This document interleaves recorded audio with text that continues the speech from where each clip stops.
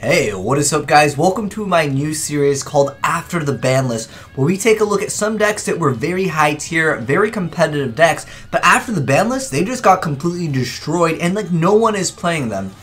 And today, we're going to be taking a look at Cosmos as well as Ritual Beast. I think Ritual Beast is a fan favorite deck. A lot of people had this deck because it was a really cheap deck and it was relatively easy to learn, although there are very, very complex plays with that. Cosmos sometimes has some extensive plays, but a Ritual Beast, they can do some crazy, crazy stuff. But yeah, we'll be talking about him and taking a look at him again after the ban list. This is an amazing duel between Wolf and Hokio. You guys both showcased off amazing plays over here. Also, wanted to mention real quick, I got one of the Faku X J-list hentai boxes. These are exclusive boxes that were at Comic-Con. They had a limited amount. And one of my homies, he hooked me up. And I'll be doing an unboxing later this week over on my gaming channel. I'll link that down below in the description box if you guys are interested in checking that out. Maybe we'll do a giveaway depending on what I get. I mean, I do have a lot of hentai, so maybe I get doubles or something.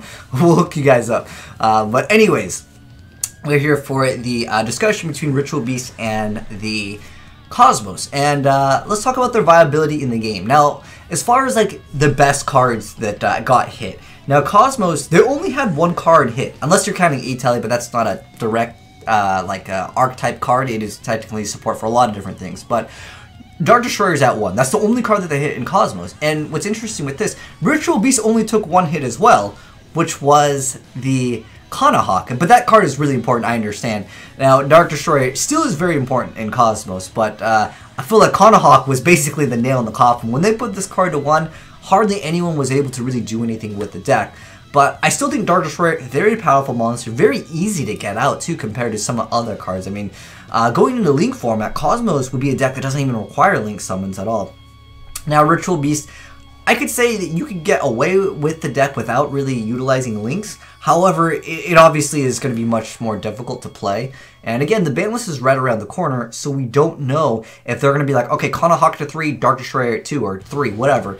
It would definitely support these decks. Now, I don't even feel like it would really upset the meta when we have the Magi Bullets being super, super strong in the game, the True Dracos, as well as Zodiacs. Now, obviously, OCG, a little bit different with the Zeus, but nonetheless, the game is evolving, and, you know, sometimes they put things off of the ban list, sometimes we get new support also. I would love to see new Cosmos support, because, you know, the new Star Wars movie, you know, might be around the corner, you know, to kind of get the hype up. Sometimes we do see that coming to be relevant in certain times where, you know, they try to hype stuff up for a movie, or like, you know, video games, they always try to release video games when the movie's about to come out, just to hype it up a little bit more. Or also use the hype from the movie to support, of course, the video game. But I would love to see Cosmos get in some new cards. That would be really cool. But also Dark Destroyer at multiple, just so people play the deck again. Heck, Shadal's is one deck I would love to feature on, you know, after the ban list, because that deck is so gone. Oh my gosh, Gravity Mirror Force activated. This is an amazing duel, by the way. I won't reveal who wins, but I want you to comment. Okay, hold on. At this game state right now, who do you think is going to win, the Ritual Beast player or the Cosmo player? Let me know down below in the comment section below before I continue hitting play. I'll give you 5 seconds. All right, 5. All right. So, anyways, yeah, like I was talking about before, these are both very strong decks, but at one point, you know, the game changed. The ban list destroyed him. He's only got 100 life points with a Cosmo tin count out on board. Summoning the Kanahawk, activating Dimensional Barrier. He's going to go ahead and exceed it into Giant Hand. He's going to go ahead and activate Tin Can's effect, going for a farm roll in defense mode. Wow. And then he's going to go ahead and tribute someone for a mortal attack. Wow, that 2100, too strong for Giant Hand. Wow, that's some good stuff over there. But we still have a D-Barrier over here. So he's going to go attack directly. Oh, gosh, the guy that's playing Ritual Beast only has 600 life points. Let's see if he can come back from this. He's going to set a face-down window. He's activating Safe. I'm going to get out another card. Oh, he can go for a rank 5. Zenmail, oh, to pop doubles. Oh, but Tamer Winda is activating her effect, going into the Dolphin. Going to go ahead and go into a Kanahawk and a Wen over. So he's got double monsters over here. And he's going to go ahead and activate Kanahawks. Get Kanahawk's effect to search out any Ritual Beast card. Really good card. He's going to negate the effect of fusions. It's going to go ahead and tag out so we can get different monsters and then still bring back 2 monsters. And that's what really made Ritual Beast so good, is whenever you do something to the fusion, they'd be like, nope, I'm gone. And it was really strong. Oh, he's activating the Zenmail effect, but Starlight Road comes in clutch to bring out a Stardust Dragon. Wow, Starlight Road in 2017. I mean, think about it, guys. We do have Regeki, we have the Slumber, we've got a lot of cards that destroy multiple things. Gosh, I can't believe we saw that pulled off. That was hype. And like I said, this is an amazing duel. That's all I remember when I had this sent in to me. Wow, he finally attacks for game. Wow, he had 100 life points to 600. What a great duel. Both of you guys did amazing, Wolfen and Halkio. But like I said, I wanted to talk more about both of these decks, as well as kind of talk about some of their cards. This is not necessarily a deck profile, although if you want a deck profile, I guess you guys will be kind of getting it. Now, like I said before, the strongest point that Ritual Beast had was being able to tag out. They almost reminded me of Gladiator Beast because they would contact fusion without using polymerization, and they would instantly just go into this other monster that can just tag out and get back some of the other Ritual Beast monsters. Really good effects. However, the deck is just kind of outclassed, especially when you look at what's coming out in the game, how consistent the Magi Bullets are. That is a very, very meta archetype that is coming out in the game. And I feel like Kanahawk, I mean, it does let you search out another card. In addition to that, you have so many negation cards these days that are revolve around searching. Like the Ash Blossom, that's a very popular card. Really good. Almost every deck in the OCG is at least main decking or side decking 3. I mean, I think most of you guys, if I can type it on Blossom. The Ash Blossom and Joyous Being, yeah, fantastic card. Whenever they would search, you just get to go ahead and stop that. Really, really good effect. And I know it's a very expensive card. I think more players would be playing this if it wasn't as expensive as it is. But again, who knows around the ban list? It might just be like, ban the card. We need to make the Magi Bullets the best archetype. And it can definitely hurt that archetype. That archetype could straight up lose by one of these. But anyways, going into the Ritual Beast, the only card that got hit, again, was Kanahawk. I know technically E-Telly got hit, but that was also hit by, a lot of decks could have utilized E-Telly.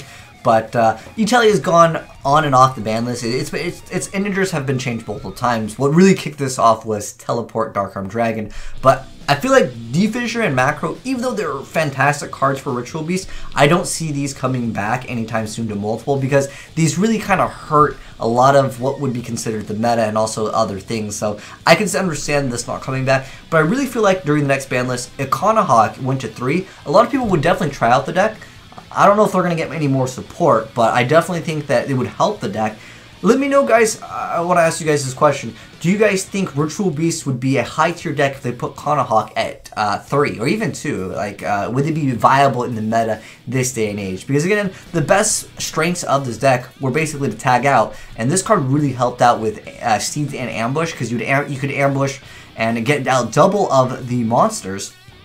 And then you could just go instantly into this, which would then get you this, and this could instantly let you get rid of 2 cards, which is a really good effect. Well, I guess it's up to the amount of Ritual Beast monsters, but generally it was 2. But sometimes you can have multiple cards with it. Very good. And it just put your opponent into a pressure situation where they can't really respond very easily without getting rid of the back row.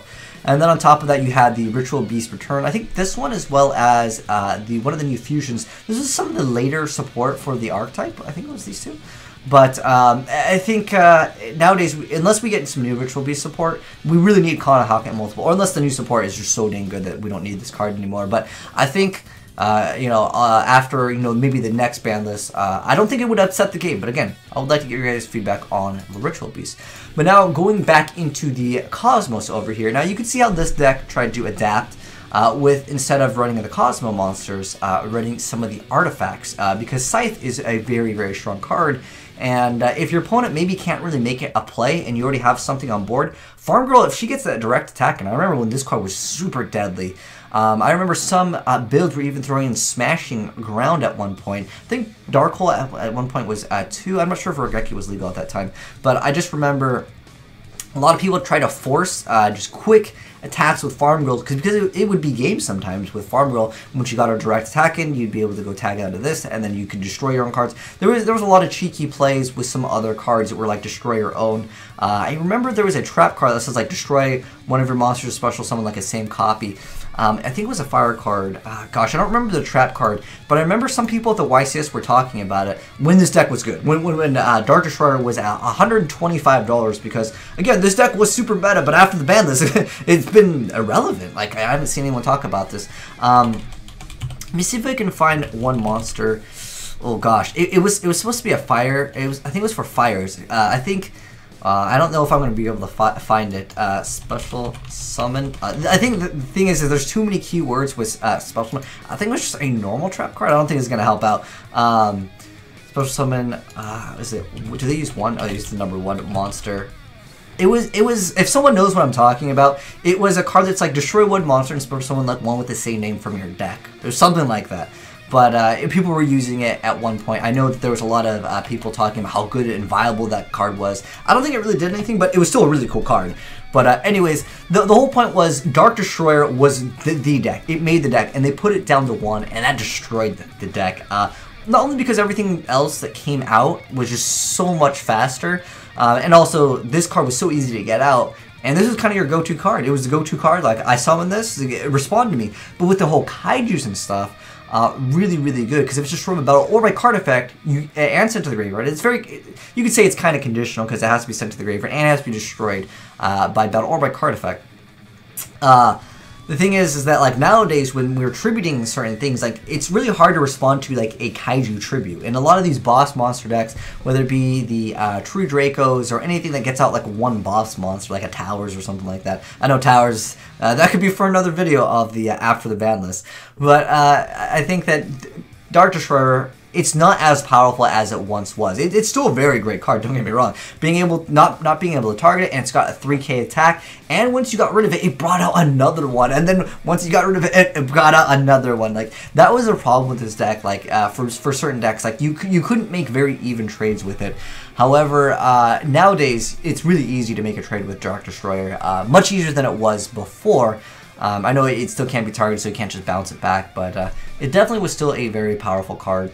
At its time. But as far as like new cards, like I think Tin Can was a later card that we got, but I remember people were doing Demise, but like with Dark Destroyer at 1, it is much harder because after it gets banished, unless you're playing certain cards like Escape from a Different Dimension, one of the cards brings back like a Dark Monster. I've seen people try it, but it just never lived up. This deck was pretty much dead. Like I said, I like the additional add-ins of the artifacts, because again, going into link format, if you stop your opponent, like if your opponent summons Gofu, you know exactly what the heck they're playing. They're playing something that's going to need the extra deck, so you just flip up, go for Scythe, and then it's very difficult for your opponent to follow up, and then you can play real aggressive, finish them off again with the Farm Girl. But again, nothing got hit but Dark Destroyer, so this is the only real card that can make this deck come back, unless we're talking about like indirect support, like emergency teleport. I could see it coming back if they reintroduce or even introduce a newer archetype that is all about psychics. I could definitely see that being viable at multiple, like in the future. Again, if they're trying to push whatever's coming out. But as far as Cosmos go, do you guys think at 3 Dark Destroyer would the deck be viable? I definitely think it would be better, but I don't know if it can really compete with, again, some of the other decks that are just like flip everything, like for example, we can use the dinosaurs for example. You flip everything face down, you go hit. I know this card could technically bring out another card, but the dinosaur deck, like I think it outclasses. Again, most of these newer stuff outclass some of these older cards. But like I said, this isn't really a deck profile. I just kind of wanted to talk a little bit about them. And again, I would like to get you guys' feedback on this series. If you guys would like me to do anything a little bit different on this series of, you know, after the ban list, talking about some of these decks that we were scared to face and, like, you know, maybe we had, they were really powerful, but after the ban list, they're irrelevant, man. But anyways, hopefully you guys enjoyed seeing that. And like I said, if you guys want to check out the unboxing of what the heck's inside it, I'll be uploading it later this week on my gaming channel. Link down below in the description box. But like I said, hopefully you guys enjoyed seeing and talking about these, because this is like an open, like, discussion-ish type of video. So let me know what your guys' thoughts are on this down below. As well as, do you guys think Cosmos and Ritual Beast would be viable if they put all the cards at 3? You know, would they be meta in the game? Could they actually top once again and do well at some bigger tournaments? Let me know down below in the comment section below. But thanks for watching, guys, and if you enjoyed the video, drop a like on it. And also, if you're new to the channel, hit that subscribe button if you'd like to see more of these, you know, top tier decks that are, you know, completely irrelevant after the ban list. But thanks for watching, guys, and I am signing out.